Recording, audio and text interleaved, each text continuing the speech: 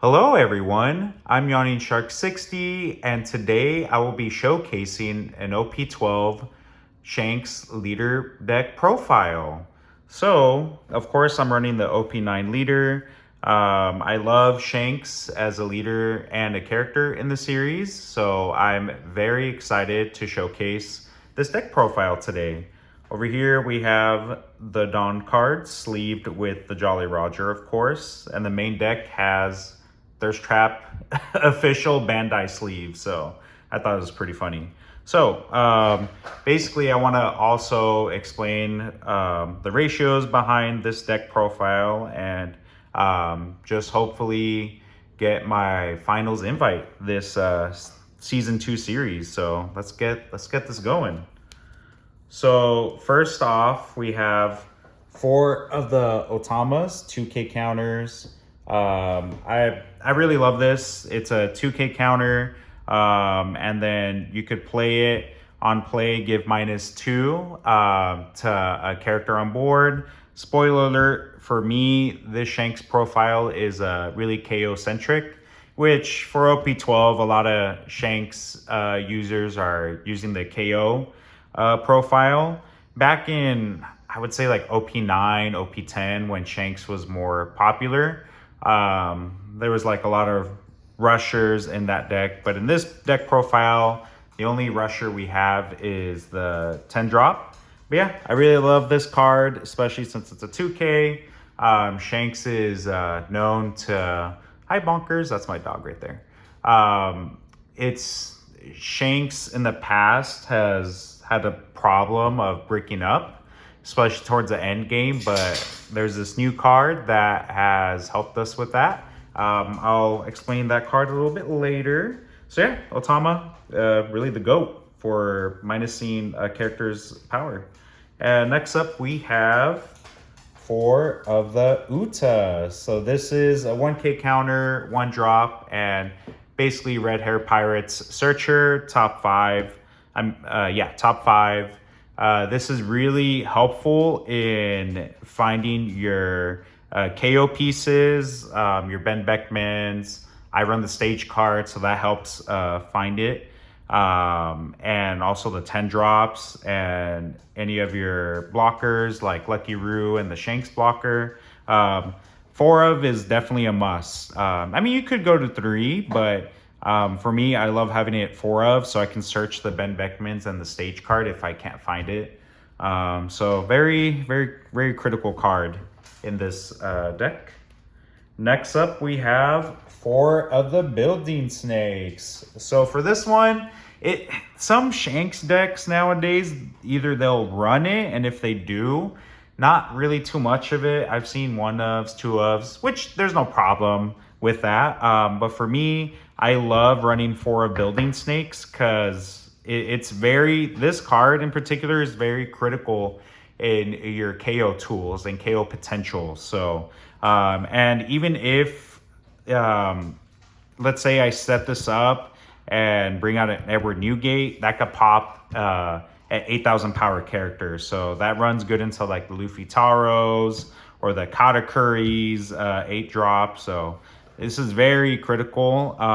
There was one game in the Season 2 Championship Series, Season 1 Championship Series, where I actually KO'd 2 Blackbeards, the 10 drop back to back because of the Building Snake. It helped me get into range with the Whitebeards and the stage card. So yeah, but it can be very bricky in hand. So you could either run it or not run it at all. It just depends what you feel comfortable with. So, all right, moving on. We have a very good card in Hongo. It's a 2K counter, 3 drop, and what's really nice about it is if you drop it, you can activate main, rest it for to give -2,000 to a character on board. And I run 3 of these. I feel like that ratio is pretty good for me. I see it when I see it, and it does help me get into range to KO my opponent's board. So it's pretty good.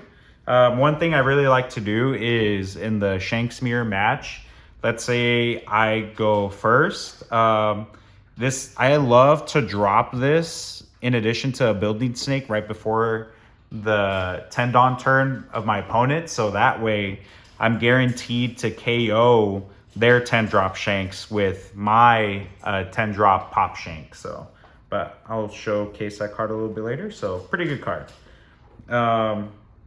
Next up, we have 3 of the lime juice. I run 3 of them. It's a 2K counter, searchable with the Uda.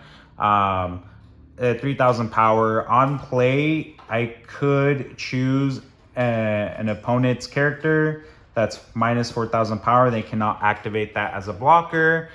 This really does. It used to be. I used to use it a lot more during like OP9, OP10, but in OP12, I don't really use its on play ability. It's mostly just for the 2K counter.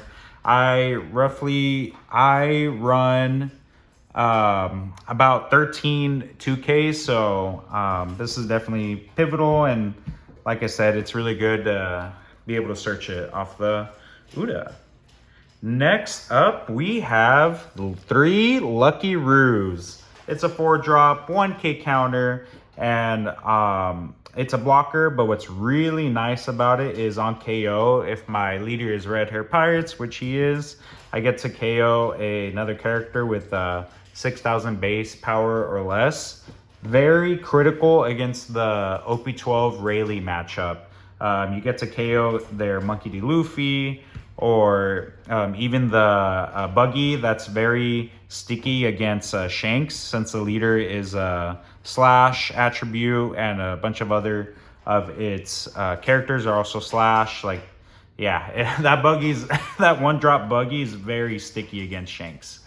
So this is really nice to remove it. This is also really great against the Sakazuki matchup. It could KO its Brooks or even the Lucchis as well. That's really great against the Lucci leader. And there's this other leader that's really good against. Oh, Bonnie. You could get rid of its Uruges on KO, or the Carrots, the Tashigis. So that's very important. I actually wasn't running it until this week. I went to a store championship in Fresno, and I didn't have time to add this to my deck, but had I think I would have done a little bit better. Next up, one of my new favorite cards is the new Shanks blocker. 4-drop, 6,000 power, no counter, but it's a blocker. And what I really love about this is on my opponent's attack, once per turn, I may trash any card from hand and give a character or leader minus 2,000 for the turn. So that's very important, especially against the Zoro matchup. In my opinion, I feel like Shanks is favored against Zoro if you have this on board. Many a times, this Shanks blocker will be the reason why I win a lot of the Zoro matchups. Even if they rest it and swing into it, just the fact that you can use your leader effect and the character effect to minus Zoro. In my experience, the blocker ends up surviving, and now Zoro has a combined -3 for their turn. If I have 2 of these bad boys on the board, it's like my victory is sealed against Zoro, at least in my experience and my matchups. Yes, it does burn a lot of cards from hand, but this new card from OP12 solves the problem of Shanks being bricked up towards the end game. So you can make anything in your hand a 2K counter once per turn. So I am definitely loving this card. Next up, we have the Uda from the starter deck. And then with the Shanks blocker, I run 4 of these. I don't know if I mentioned that. With the Uda, I run 3 of these. It's a 6-drop, 2K counter. The most important part about its effect is that if I have a character with 10,000 power or more, this character gets -4 cost from hand. So it's essentially a 2 cost. So if you have a 10,000 power character or more, and it's a blocker. So it's really nice. I used to run it with 9 cost Shanks from the starter deck as well, but I needed to make some room for the Lucky Roo, so I took away those.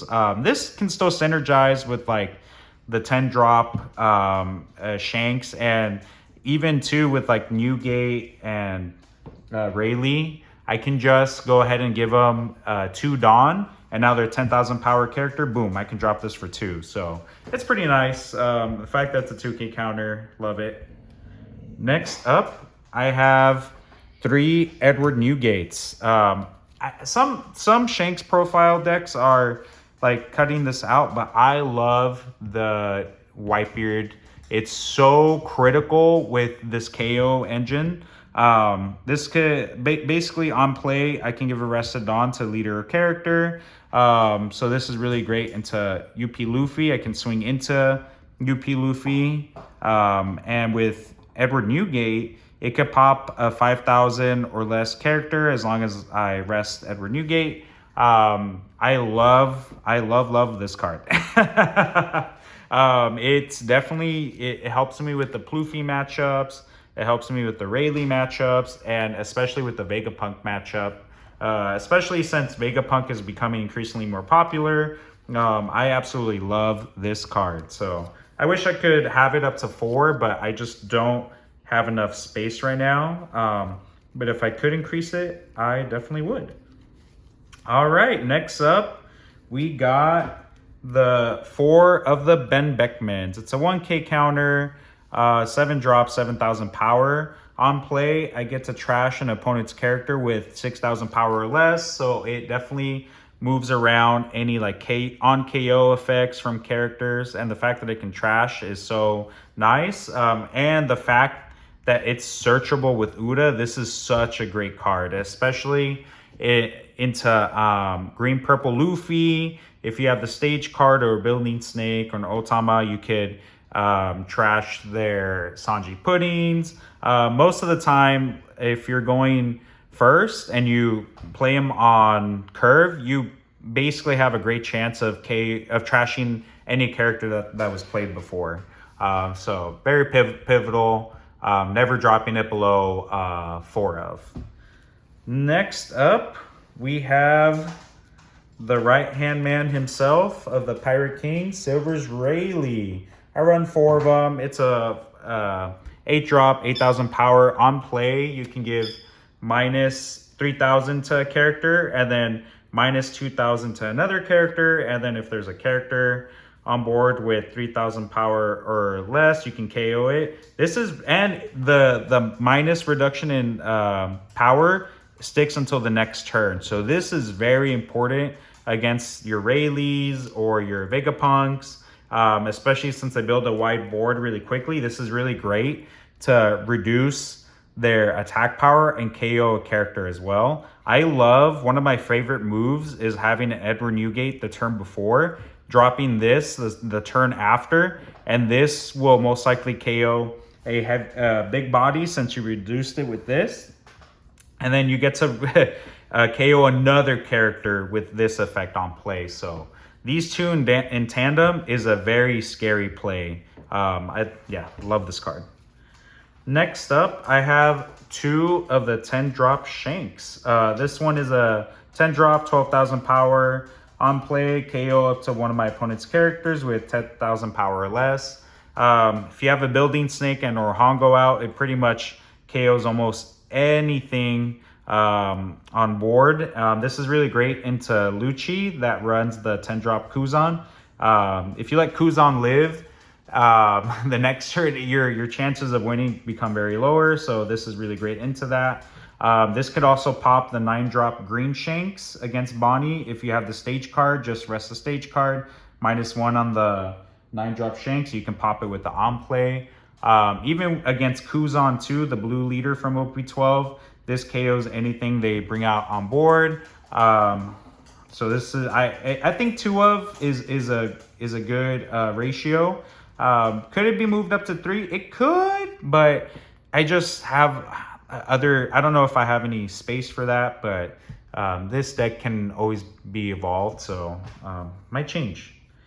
Next up, we have the GOAT himself, the 10 drop Rush Shanks. It's 10 drop, 12,000 power, it has a static effect of all characters on your opponent's board have minus 1,000. If you get multiple to stick on the board, this is just game over for your opponents most of the time. And then shout out to my friend Vic for getting me a pack, and I ended up opening this manga from it. So big shout out to you, bro. I still remember that day as clear as day. I love you, bro. But yeah, I love this card. I know some Shanks profiles are reducing this to like maybe 2 or 1, but I think 3 is important to have against the mirror match. In my experience, in the mirror match against Shanks, whoever drops this first and continues to drop it, you basically win that matchup. And this is really good against, if you survive long enough, the Rayleigh matchup and or the Vegapump matchup. It really helps reduce the power of their wide board. So love that. Moving on to the stage card, Red Force. It's a 2-drop. Activate main, I may rest this stage, and if my leader is a Red Hair Pirates, I can give up to one of my opponent's characters -1 during this turn. To me, this is a highly underrated stage card for Shanks. What's great is that not a lot of people know what this does, and they only know of it like when you drop it. This is really crucial in helping your KO engine get things into range. Like, let's say I go second against Green Purple Luffy. I play this on the first turn, and by the time I drop the Ben Beckman, I get to trash the Sanji Pudding for sure. So this is really nice. I love Red Force. I think 2 of is a good ratio. You definitely don't want to get too bricked up with this. So I definitely think 2 of is nice, especially with the Uda. If this isn't in your opening hand, or if you don't draw into it, this could help search it. In my opinion, even if I don't see this throughout the whole matchup, it's still good. Like I'll be usually still fine, but playing this though, it greatly increases your odds of KOing your opponent's board. And I especially don't feel bad having this in hand towards the end game, because this blocker, if I have it out on the field, it can make this into a 2K counter. So yeah, I love that stage card. I've always believed in it since day 1 in OP9. Last up, I have 4 of the Divine Departure events. It's a 1-drop and activate main. I may rest 5 of my Dawn cards, KO up to one of my opponent's characters with 8,000 power or less. And then it's also a counter of for paying 1, I get my leader gains plus 3,000 for the battle. So I know some lists only run like 1, 2, or 3, maybe not any at all, but I love running 4 because this helps get out of so many swings, comboing with the leader effect -1 and the Shanks blocker 2 -2. I also love it. There has been times during the game where I get towards the midsection of the game, and let's say there's a character on the board I really want to take out, like a Luffy Taro or a Sanji Pudding. On my 6th Dawn turn, let's say they already have it out, and let's say the Sanji Pudding, I don't have enough pieces by the 6th Dawn turn to KO the Sanji Pudding, so I could just use the Divine Departure to wipe it out, guaranteed. So I know in that turn I didn't play a character, but at least I got to KO one of their characters. So yeah, this is my Shanks deck profile. As with any list, it just depends on how comfortable you feel with the ratios or how successful you think it goes. If y'all have any questions or any feedback for my list, I would love to know. But yeah, have a great day, everyone. Peace.